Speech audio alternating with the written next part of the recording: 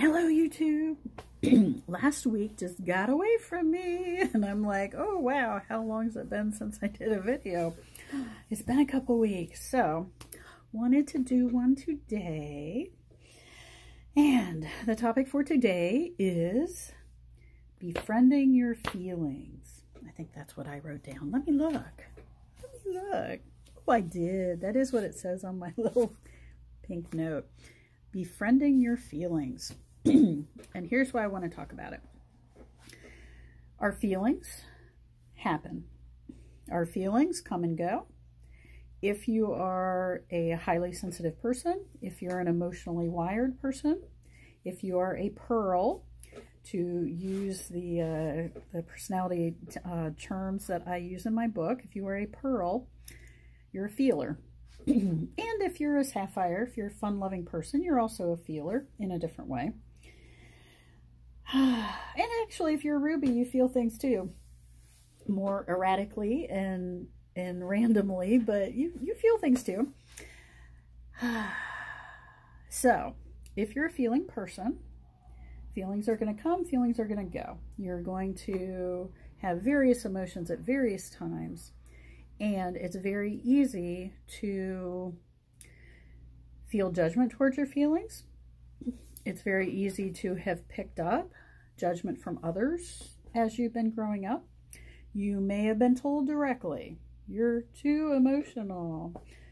You need to calm down. You need to be reasonable. You need to be rational, etc. And guess what? People telling you these things, it does not help anything.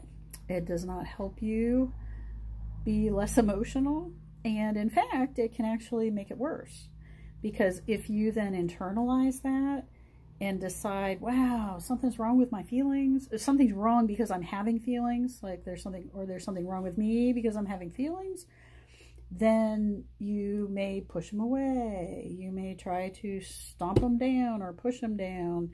You may dissociate from them. You may disconnect from them. And that's not good. None of that is good. We have our feelings for a reason. Most of the time, there's a reason you're feeling what you're feeling. Now, sometimes it's something from the past coming up. Sometimes it's a present day trigger. Sometimes you're just tired. Sometimes you're overwhelmed. Sometimes, who knows? All sorts of things. But there's nothing wrong with you having feelings. I want you to hear this. It's so, so important. It's okay. The key is we need to befriend our feelings. We need to become familiar with our feelings. We need to experience our feelings. And that takes time. So I encourage you to actually spend time with your feelings. Because guess what? If you had a friend, a human friend, and you never saw them and never spoke to them, would they be your friend? No, they're not gonna keep being your friend. So the same thing happens with us. If we refuse to spend time with our feelings, if we refuse to even acknowledge them, if we refuse to respect them, if we refuse to be willing to explore, gee, what's going on with curiosity and compassion. Gee, I'm feeling blank right now. What's that about? What could be going on? Then we never get a chance, first of all, to know ourselves. And second of all, to grow, to become stronger, to become skilled at working with our emotions. As we're spending time with our emotions, this does not mean that you are required to do anything about your emotions. No. Sometimes the emotions simply need to be heard and listened to. Listen, just heard. We don't have to go run out and do something about them. Just sit with them. Be with your feelings. Be with them. Befriend them. Get to know what they are. Get to know how sadness feels in your body. Get embodied. Get in your body. Our emotions tend to be a body experience. Yes, there's emotional piece, but the emotions are felt through our physical body. So when you're nervous, how do you experience that? Is it like butterflies in your stomach? Is it a shortened breath? Is it tension? Are you like clenching your fists? Are you fiddling with things? When you're scared, do you shut down? Do you just kind of go numb? Or do you feel the fear and then get shut down? Or does it keep popping back in and out? When you're angry, what happens? Do you feel that? Or the moment you start to get angry, you just lock that sucker away. Anger can be a very difficult emotion for tender-hearted people. Many of us struggle with being angry.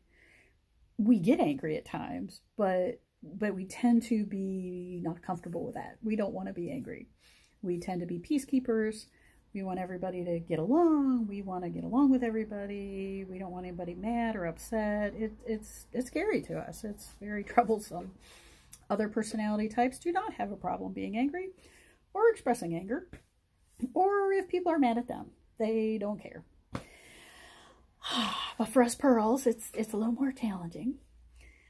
But again, just because you feel anger does not mean you have to do anything about it. No, just feel the feeling. You may choose to do something about it, or you may choose not to do anything about it. And that's okay too. There's no requirement for you to take any particular action based on how you're feeling. But our feelings are really important to have access to, so that if and when we do make decisions and do take action in life, our feelings are a part of it. We should not make decisions solely on our feelings. Absolutely not. We should not make decisions solely on logic. Absolutely not. Most of us need to have both. For a decision to be the very best possible, it needs to be logically based to a degree, and it needs to be emotionally based. You need everything, and sometimes maybe spiritual too, depending on how you operate and what's going on. So you need to take into consideration all aspects of a decision and all aspects of yourself, and part of that's your feelings. So if you never take time with your feelings, if you don't know your feelings, if you're not friends with your feelings, then when life happens and you're being asked to, make a decision, or what are you going to do, you don't have any experience with your feeling. How do you know how you feel? You literally may not know how you feel. And that's not a great place to be. It is better to have a skillful ability to access your feelings. And my suggestion is start with just spending some time. A couple minutes a day, few minutes a day. Ask yourself, how am I feeling right now? How do I experience that in my body, in my mind, in my energy level? Like, what is that feeling? How would I describe it? How would I label it? And if you keep doing this day by day, week by week, you'll find, okay, some days I'm sad, some days I'm happy, some days I'm tired, some days I'm enthusiastic, some days I'm furious. And not even days, but moments, because your feelings are going to change through the day. They don't just stay the same all day. I mean, maybe you're just having an amazing day and you're happy all day long, or you're having a horrible day and you're mad all day long.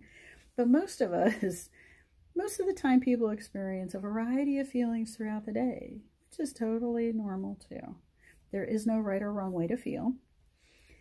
And the key with getting to know your feelings is to get to know your feelings, not somebody else's feelings. And then becoming skilled at communicating those to others is helpful. So that if somebody asks, how are you doing? What's going on with you? You can say, wow, right now I'm very frustrated because of blah, blah, blah. Or right now I'm feeling pretty good. Or right now I'm feeling a little stressed. Or I'm a little anxious. And be comfortable with sharing that. You don't have to tell anybody how you feel. But many of us would like to be able to, or at least would like to have that option. So getting to know your feelings gives you the option of sharing that with others in a skillful, accurate way. But to be accurate, first of all, you need to know how you're feeling. So I encourage you to practice that. Spend some time with your feelings.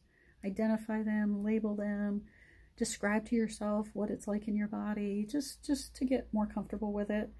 What you'll usually find is that no feeling lasts forever. A few minutes, especially really intense states, you're not going to feel intensely anything for 3 hours. I mean, most people don't. You might have 5 or 10 minutes of intensity, and then it's going to ease off.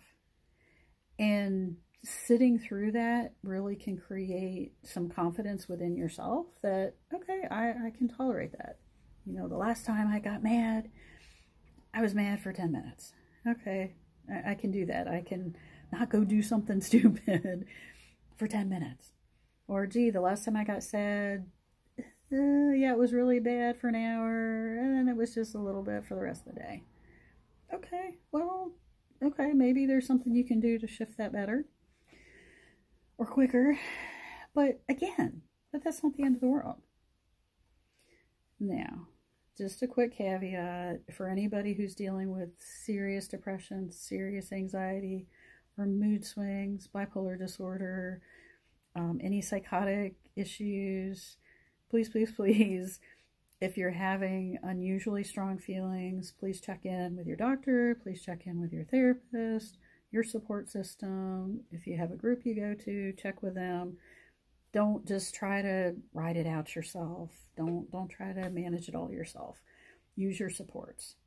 I'm speaking more to those of us who are the neurotic well, who are not in major crisis, who are not having horrible situations right now, but just struggling with feelings, which a lot of people struggle with feelings. Okay, there's some thoughts. Befriend your feelings. It helps. Make them be your friends, your companions, something you're familiar with. Not strangers, not something horrible that's happening to you. Feelings come, feelings go. Let them pass. Don't get too attached to them. Don't sit in judgment of them. Don't berate yourself for them. Just experience it and let it go. All right. Until next time.